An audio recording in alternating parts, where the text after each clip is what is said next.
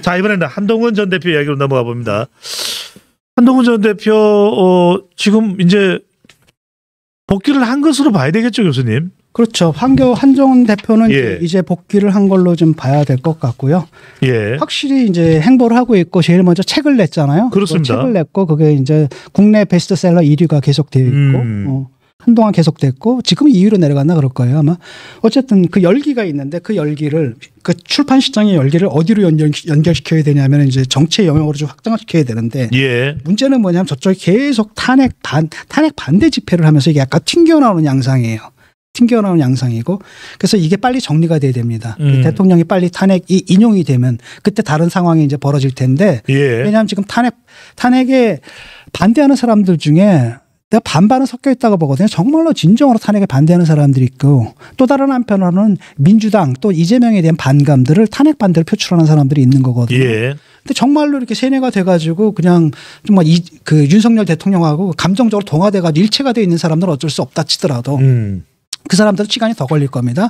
일단은 기각이 될 거라고 아직도 믿는 사람들이 있거든요. 기각이 될 수도 있다라고 믿고 그런 믿음 때문에 나와가지고 우리가 세를 보여준다. 이래서 지금 나와가지고 뭐 10만씩 15만씩 데모라는 거잖아요. 근데 그게 이제 딱 무망한 그 시도였다라는 게 드러나는 순간에 이제 또 다른 선택들을 하거든요. 그때가 예. 이제 확장의 시기인 거죠. 네. 그래서 지금 현재까지는 아직 이게 그쪽으로 먹히긴 힘들어요. 가다가 튕겨나와요.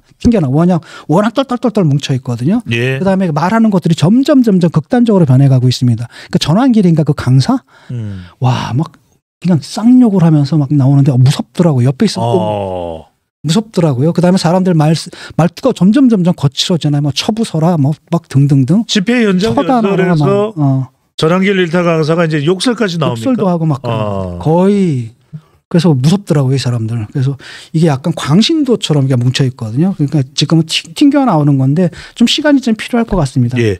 말하자면 이 한동훈 전 대표 복귀 일을 한 겁니다. 책을 출간을 했고요. 또 TV조선 등 프로그램의 인터뷰도 시작이 됐습니다. 자, 하나하나씩 짚어보겠습니다. 일단 첫 번째로 보면 방금 전에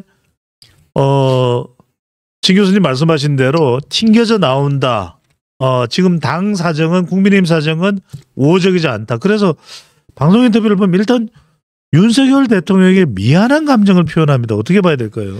당연한 거예요. 이제 로우키로 가야 되거든요. 왜냐하면 이 사람들 흥분해 있는데 왜냐하면 보수층 전체는 아니다 하더라도 대부분이 지금 흥분해 있는 상태거든요. 핵심 지지층이 흥분해 있는 상태인데 거기 가가지고 뭐 탄핵은 옳았습니다. 뭐 이래가지고 자극을 할 필요는 없잖아요. 그러니까 일단은 뭘 봐야 되냐면 거기 모여 있는 사람들의 두 가지를 봐야 되는 거거든요. 한편으로는 뭐냐면은 그 탄핵에 정말로 반대하는. 그다음에 계엄령 때린 게 정말로 정당했다라고 믿는 사람들 이건 어쩔 수가 없는 거예요. 근데 상당 부분의 사람들은 그것 때문에 거기 모여 있는 건 아니거든요. 그럼 어쩌란 말이냐. 이재명하고 민주당 지금 하는 걸 보지 않았느냐. 저 사람들 막아야 되는데 중심점 90점은 있어야 되지 않느냐. 이 90점으로서 윤 대통령이 있었는데 이 90점을 놓칠 수는 없다라는 절박한 심정이거든요. 그러니까 그래서 그분들의 그 분노는 정당하잖아요. 거기까지는. 그렇죠? 그러니까 그 정당한 분노로 이끌어와야 돼요. 그 흐름들을. 근데 아직까지는 거기는 똘똘똘똘 뭉쳐 있는 거죠. 그런 가운데 자극할 필요는 없거든요. 시간이 필요하기 때문에 일단 가장 중요한 건 바로 뭐냐면 탄핵이 인용되는 거예요. 그렇게 되면 결국 뭐가 되는 겁니까? 닥쳤던 게 개꼴이 되는 거거든요. 열심히 탄핵이 기각될 거라고 생각해가지고 우리가 힘을 모으고 말이죠. 전화응답도 열심히 하고 말이죠. 집회 열심히 나가고 말이죠. 헌금도 열심히 하고 이러면은 기각될 거야 라고 막 세를 모으고 막 세를 과시했는데 쿵 하고 날아가 버리는 거예요. 내가 얘기하는 건 개 닭이다. 쫓아봤자 결국 지붕위로 날아갈 거다라는 거고 닭인데 저쪽은 아니야 혹시 잡을 수 있을지도 몰라 막 이러는 거거든요. 그 무방한 기대가 있는데 그 기대감이 쫙 비현실적인 기대로 이제 드러나 버리는 거예요. 현실에서라고 한다면은 90점이 사라졌기 때문에 어디론가 가야 되거든요. 그때까지 기다리기 위해서는 일단은 한동안은 로우키로 갈 겁니다. 그러니까 두 가지인데 하나는 뭐냐면은 공적으로 옳았다라는 거예요. 그 입장을 포기하면 안 됩니다. 그건 한동훈이 대선에 나올 수 있는 유일한 정치적 자산이거든요. 저 후보 중에서 결국 뭡니까? 계엄을 해제하는데 결정적 역할을 한 게 누구예요? 한동훈이었단 말이죠. 탄핵 심판에서 또 결정적 역할을 한 게 누굽니까? 한동훈이었단 말이죠. 그게 다 누구 뜻이었어요? 국민의 뜻에 맞게끔 갔다는 거죠. 국민이 먼저입니다라는 얘기가 바로 그 얘기 아닙니까? 그거를 무너뜨릴 수는 없거든요. 그러니까 한편은 그 얘기를 하되 두 번째는 뭐냐면 그럼에도 불구하고 사적으로는 공적으로는 그렇다 치더라도 사적으로는 미안하고 안타깝다는 얘기를 해줘야 되는 거예요. 알겠습니다. 한동안은 이제 로우키로 갈 수밖에 없는 거죠. 그 다음에 나중에 어차피 붙을 거예요. 예. 어차피 이제 탄핵에 이제 반대했던 후보랑 이제 붙을 때인데 그때는 좀 약간 올려도 되겠죠. 왜냐하면 그때쯤 되면 어느 정도 상황이 정리가 됐기 때문에 그땐 끌어내야 되거든요. 뺏어내야 되거든요. 사람들을 떼어내서 과거에 집착하지 말고 눈을 어디로 봐라? 미래로 봐야 된다. 눈을 갖다 과거에서 어디로? 미래로 옮겨놔야 되는 거거든요. 그래서 그때쯤 되면은 죄송합니다. 네. 그때쯤 되면 그렇게 해야 되는 거죠. 근데 아직은 로우키로 가야 될 거예요. 아마. 네. 한 전 대표 전화인가요? 아니요. 네네. 농담이었고요. 자, 그런 상황에서 이제 미래를 보는 그 국면이 이제 볼 수 있는 국면이 올 때 방금 전에 로키에서 교수님 말씀대로 이제 전환될 수 있는데 자, 하나 이제 행보에 우리가 행보를 좀 보세요. 예, 이 점이 주목되는 것은 첫 이 대외 행보 중에 하나가 제2연평해전에 연극을 관람했다. 이것이 어떤 이 유족과의 인연으로 봐야 될까요? 아니면 그래도 여기에 안보 이른바 이제 국가 지도자가 되려면 안보, 경제 이런 것들이 필요하기 때문에 좀 연관되어 있다고 봐야 됩니까? 연관되어 있는 거죠. 그러니까 이건 사실 의도적으로 뭐 이렇게 조직하거나 그런 건 아니고 왜냐하면 한동훈 대표의 뭐 출마에 맞춰가지고 연극 상연을 결정하거나 이런 건 아닐 테니까. 그러니까 우연하게 이제 그때 딱 떨어진 거고 이분이 그 한상국 상사라고 있잖아요. 순직한. 맞습니다. 그분 안에 김한나 씨가 있는데 네. 그 꾸준하게 교류를 해왔답니다. 꾸준하게 교류를 하고 그래서 그 인연 때문에 이분이 한동훈 대표가 작년에 이제 대표로 나왔지 않습니까? 작년인가? 작년이죠. 그때 이제 후원회장까지도 했었어요. 그러니까 개인적인 인연이 생긴 거고. 그리고 그러지 않아도 이제 순직 군인들에 대한 처우 개선을 굉장히 신경을 썼거든요. 한동훈 대표가. 그러니까 법무부 장관 시절도 그렇고 당 대표 때도 그렇고. 예. 이게 뭐가 문제냐면 순직 군인사법 개정안을 냈는데 이게 뭐냐면 보통 이제 군인이 나라를 위해서 일하다가 순직을 하게 되면 계급이 추서가 되잖아요. 뭐 소령은 중령이 되고 올라갑니다. 근데 문제는 뭐냐면 그 보훈이라는 게 있잖아요. 거기에 따라 연금이라든지 이런 것들이 그렇게 추서되기 전 계급으로 나오는 거예요. 그럼 추서는 뭐야? 의미가 없네. 의미가 없잖아요. 그래서 그걸 갖다 바꾸자라는 그 개정안을 갖다 주도하고 이런 것들이 있었습니다. 그리고 그 후로도 계속 이제 군 장성들과도 교류를 해왔대요. 이건 바로 뭐냐면 첫 행보를 이걸로 잡은 건 뭐냐? 나 보수 후보다는 얘기예요. 보수에서 가장 중요한 제일 최우선적인 아젠다는 바로 뭐냐? 안보다라는 거. 사실 이런 모습은 네. 윤석열 대통령하고 크게 다르지 않습니다. 네. 바로 내 정체성 보수다라는 얘기를 갖다가 하는 거고 그 다음에 이것도 꼴통 보수가 아니라 바로 뭡니까? 아주 구체적인 문제들을 들은 거잖아요. 예를 들어가지고 순직군인에 대한 보훈 문제 이게 말이 되느냐? 그러니까 그분들의 말에 귀를 기울이고 이런 부분도 해결해 나가야 된다라는 거고. 네. 그래서 요거는 좀 잘 잡은 것 같아요. 잘 잡은 것 같고. 알겠습니다. 자 이러면은 제가 방금 전에 말씀드렸듯이 군인 또 보훈 복지 또 제2연평해전을 잊지 않는 거 윤석열 대통령이 국정 운영 당시에 강조했던 점과 크게 다르지 않습니다. 공통되는 이거는 사실라고도 볼 수 있는데 여당 야당 가릴 거 없는 그렇죠. 당연히 국가를 위해 싸웠으면 여당이 민주당은 이분들 그러면 뭡니까? 민주당에서 문제가 됐던 게 그거잖아요. 굉장히 적대시하고 그랬잖아요. 예. 보호는 못 해줄 망정. 이게 국민한테 굉장히 큰 상처를 주거든요. 우리가 군대 보내놓고 그 군대 보내는 아들이 말이죠. 북한하고 맞서다 죽었는데 앉아가지고 뭐 이상한 얘기는 하고 앉았고 보호는 하지 못할 망정 이런 건 있어서는 안 되는 겁니다. 지금도 진보 보수를 떠나가지고 기억납니다. 누군가가 그 유족이 문재인 대통령을 전 대통령을 막 찾아가서 뭐 묻는 그런 장면도 그렇죠. 네. 천안함 때 갔더니 굉장히 그때 김정숙 여사가 싸늘한 눈으로 이렇게 쳐다보잖아요. 절대 그래서는 안 되거든요. 그분 오셨으면 제일 먼저 달려가서 손 잡아주고 인사하고 그래야 되는 거죠. 그거는 야 떠나서 우리가 대한민국 국민은 기본적으로 갖출 소양이에요. 그거는. 나라를 위해서 목숨을 바친 또 헌신하신 분들의 그 공을 또 그 정신을 잊는다면 그건 국민도 아닐 것이다라는 생각을 하게 됩니다. 자, 6일 날 이제 대학생 만난다. 말 그대로 한동훈 대표가 출간한 책의 내용을 전달하면서 대학생 북콘서트를 한다고 이야기되는데, 자, 뭐 다른 정치적인 방법도 있습니다. 지지층을 만난다든지 또는 어디 뭐 연설이나 아니면 이렇게 하시는데, 대학생들을 만나는 이 이유 어떤 의미가 있을까요? 이것도 뭐 어떻게 됐는지 모르겠는데 일단은 그 연세대하고 고려대 그리고 몇 개 대학이 더 있나 봐요. 총 9개 대학이라 그러는데 거기 총학생회가 있잖아요. 총학생회에 모임이 있나 봐요. 포럼. 그러니까 총학생회 포럼이 있는데 거기서 이제 설문조사 같은 걸 했던 모양입니다. 거기서 가장 이야기를 듣고 싶은 정치인으로 선정이 된 거예요. 그래서 그 포럼에서 초청을 한 거죠. 초청을 해가지고 거기 가서 이제 강연을 하고 강연 끝난 다음에 질의응답하고 그다음에 좀 치맥하러 또 간다 그러더라고요. 뒷부분 하더라고요. 그러니까 이거는 청년층 이제 공략하는 거거든요. 사실은 어떤 상황이냐면은 70, 80이 있는 거고 지금 40, 50, 60 이렇게 60의 절반 이렇게 돼 있는 거잖아요. 예. 2030 쪽이 사실 무주공산이에요. 어떻게 될지도 모르고 완전히 이게 산업화, 민주화 이걸 갖다 그냥 책에서 역사로 배웠던 그러니까 이들과 감정적으로 교류가 절대 될 수 없는 동화되지 않은 이런 세대가 있거든요. 예. 이런 세대로 들어가는데 그 대학생들이 총학생회에서 뭐 만나보고 싶은 정치인 1위를 뽑았다는 건 상당히 고무적인 게 있죠. 한동훈 대표한테 굉장히 고무적인 거고 이게 뭘 보여주게 되면 중도 확장성 가장 중요한 게 바로 뭡니까? 젊은 층의 공략이지 않습니까?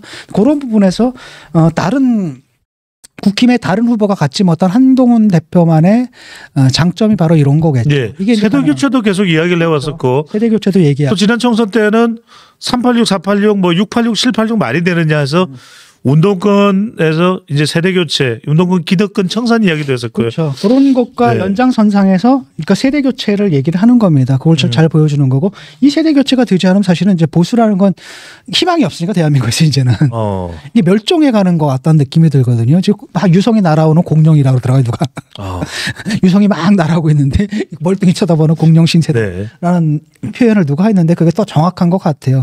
여기서 세대 교체가 이루어지지 않으면 사실 이게 그때 한번 생각해 보세요. 조국 사태 이전에 이해찬이 했던 얘기 있잖아요. 20년 집권론. 그 20년 이상이 갈 거예요. 20년, 30년. 그게 진짜였어요. 조국 사태가 벌어지는 바람에 정권을 뺏겨버린 거거든요. 바보같이. 근데 정상적인 상태라면 그 사실 20년, 30년 주도를 해갔을 거라는 겁니다. 그래서 지금 세대 교체를 하지 않으면 어차피 보수는 가망이 없어요. 그런 관점에서 그런 세대 교체를 할 수 있는 가능성을 보여주는 좋은 이벤트가 됐던 거죠. 한편으로는 그거 가지고 안보 이슈, 제2연평 해전 연극 이걸 통해 가지고 보수의 정체성을 분명히 한 다음에 또 다른 한편은 확장성, 그러니까 젊은 세대로의 확장성, 또 다른 한편 중도의 확장성이 뭐가 나다라는 걸 보여주기 위한 거고요. 그래서 뭐 예상했던 거고 크게 무리 없는 정상적인 경로로 가고 있다고 봅니다. MZ세대를 통해서 세대교체 그리고 민주당에 대해서 견제하고 저항할 수 있는 우군을 확보한다. 이 전략인데 저는 궁금해서 여쭤봅니다. 한동훈 전 대표 그러면은 술은 안 하기로 널리 알려져 있는데 치맥을 한다. 이건 직접 뭐 술을 먹는다는 안 먹어요. 그러니까 아마 맥주만 먹겠죠. 나도 한번 뵀는데 그 제로 콜라 있잖아요. 제로 콜라 먹고 좀 뻘쭘하긴 하더라고요.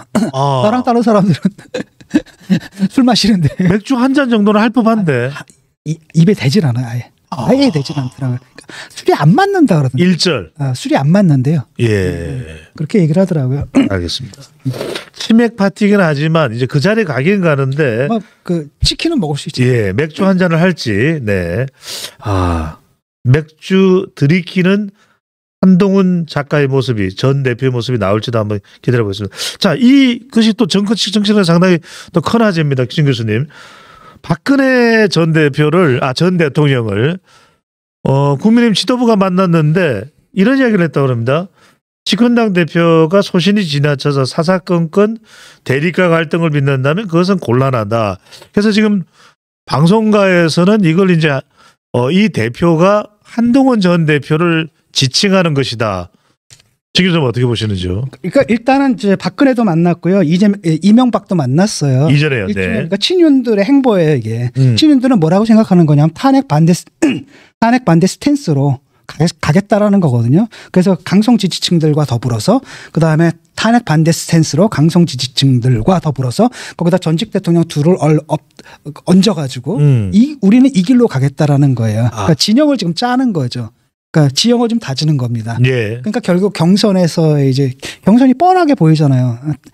탄핵 찬성이냐 반대냐로 갈라질 텐데 거기서 우리의 주력군은 여기에 있다라는 걸 지금 과시하기 위해서 반대다. 네. 거기다 이제 박근혜가 한마디 던져준 겁니다. 집권당 대표의 소신이 지나쳐가지고 이런 사태가 왔다. 그러니까 이 모든 사태의 책임이 한동훈한테 있다. 이제 이렇게 공격을 하는 거죠. 아하. 그게 관계 누굽니까? 권영세랑 권성동이 같거든. 권영세 뭐야? 당 대표잖아요. 사실 비대위원장. 그러니까 권성동은 뭡니까? 원내대표잖아요. 당의 지도부가 가서 고마를 끄집어낸 거죠. 그래서 진영을 짜는 거고 그 다음에 그 전에 권성동이 2월 17일 날 이미 이명박을 만났어요. 예. 거기서 당이 뭐 분열하면 안 된다라든지 단합을 해야 된다. 직접적으로 얘기는 하지 않았지만 이것도 결국 한동훈 네가 분열을 시킨 거야. 이런 메시지가 간접적으로 담긴 거거든요. 그래서 이걸 가지고 진영을 짜겠다라는 거예요, 자기. 근데 이제 문제는 뭐냐면은 바로 그러다가 한 사람은 탄핵당한 거고 바로 그런 생각을 하니까 한 사람 구속됐던 거 아닙니까? 예. 그러니까 왜 이 사람들이 구속되고 왜 이 사람 탄핵됐는지. 그러니까 탄핵당하고 구속당하는 게 대통령이라는 사람들이 무슨 당에다 조언할 수 있는 처지에 있는 그런 사람들은 아니잖아요. 거기서 의견을 물으러 간다는 것 자체가 코믹한 거고. 그래서 그렇게 그들 식으로 하다가 되면 어떻게 되는 겁니까? 그래서 탄핵당한 거잖아요. 네. 근데 결국 또 뭡니까? 구속당하는 거고. 그게 다 당하겠습니다, 지금. 응? 윤석열 같은 경우 탄핵도 당하고 구속도 당하고 지금 이런 상태잖아요. 이게 뭐 하는 짓이냐. 근데 이 사람들이 이걸로 가겠다라는 거예요. 진영을 딱 짜는 거고 이걸 통해서 딱 지정을 한 거예요. 결국은 뭡니까? 반한 세력, 그러니까 반한.